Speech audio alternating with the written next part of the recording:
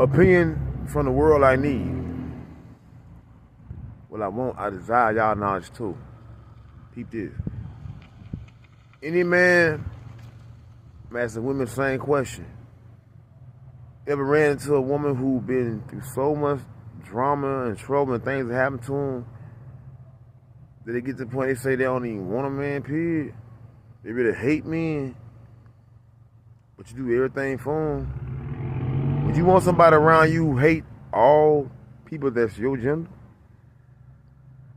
Could they ever truly respect you? True question there.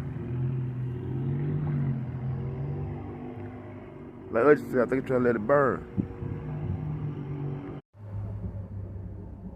And you do everything for her.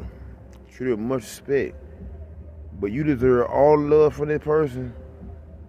But they give you none at all. Just lies and fake dreams and bullshit. You try to be merciful because they ain't got nowhere else to go. What would you do? Question for women and men. Realism though, no bull crap, no fantasy. Facts. Talk to me, world. Hell the order.